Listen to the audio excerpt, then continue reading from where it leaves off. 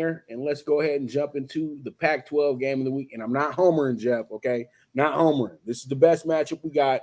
Other, I could have talked Arizona USC, but Arizona USC is not a good matchup because what's going to happen there is USC's defense is the biggest problem for them right now, and they're going to step up. They're going to have a better game. They're going to wind up having a game where they actually blow somebody out, and then blah blah blah blah blah. USC is the greatest team on the planet. It's not going to be a close game. I just don't feel that's going to happen. I looked at the numbers, and the numbers say that the Arizona's not getting more than 24 points in the game. So we'll see how it goes. That's because they have an inept offense. It's not because USC has some type of special new game plan on defense.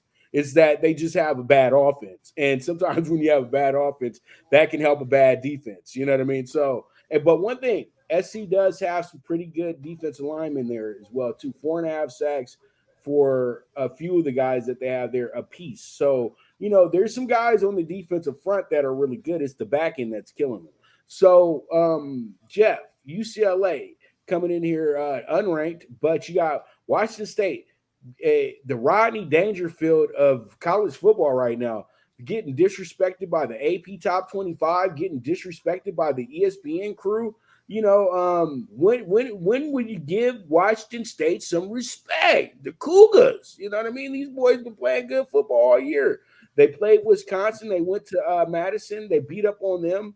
They had a great effort there. Cam Ward is playing spectacular football right now. He's a guy that you can consider as one of the top 10 quarterbacks going into next year's draft as well, too. He's much improved from what he was last year, taking a little bit too many sacks, but he's playing great football at the end of the day, and he's leading this Washington State team kind of quietly. But Washington State had a really good win against a very good Oregon State team.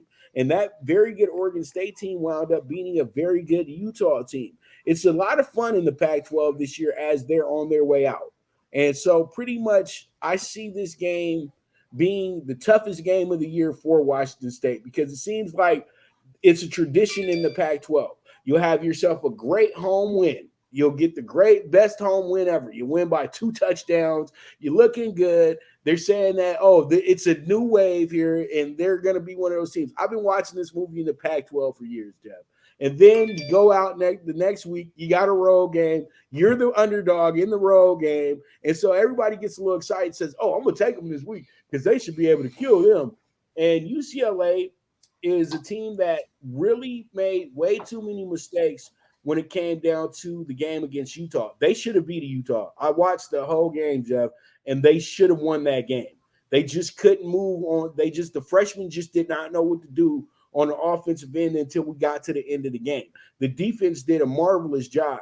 And when they score really only 7 points in the game, that gets you a little excited about the next game because they had a pick six and a touchdown in the second quarter. That's it. That's all Utah had. And pretty much this kid that they're hyping up right now, Dante Moore, he is a guy that it's a work in progress, but he looks good, Jeff. He looks excellent. And he looks like he's going to be better than DTR. It's the same DTR situation. He's learning on the job. And I feel like he's going to have a coming out party at the Rose Bowl on Saturday because this is the type of game that calls for it. It's going to be 95 degrees, 100 degrees on the field. It's going to be a live game, Jeff. It's going to be something that where UCLA can showcase a lot of that talent that they have because they got some really good players and that defense is really, really good. The front seven is doing a magnificent job.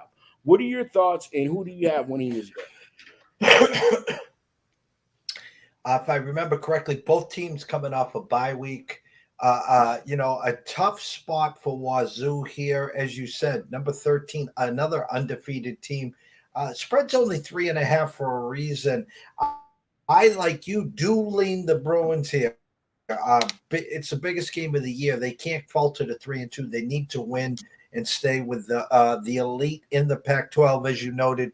Pac-12 probably having their best year as a whole in forever. And of course, this is the last year here. I know I've been talking nothing but favorites here so far. I too lean UCLA.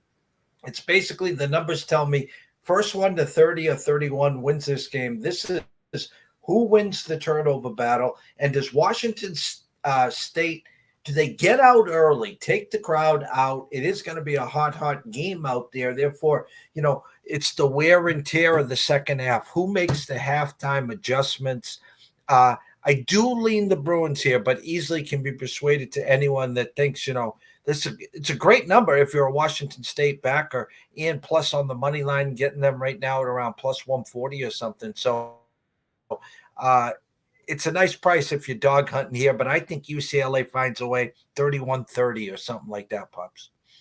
I feel it, Jeff, and I just feel like if you dog hunting, there's other spots in smaller conferences for you to chase. Because when we in the big boy Power 5 conferences, sometimes teams are favorites because they're going to absolutely crush this team. And sometimes they give you a little bit of a nugget, some love, because they want you to put in a lot of that Washington State money because they know that a lot of people are looking at UCLA and not trusting UCLA. But hey, if I give Washington State a little bit of a slight edge with the money line and they're the ranked team and all that good stuff, you actually do take in more Washington State money than you take in UCLA money. And that's just a little bookie tip for y'all right there as well too.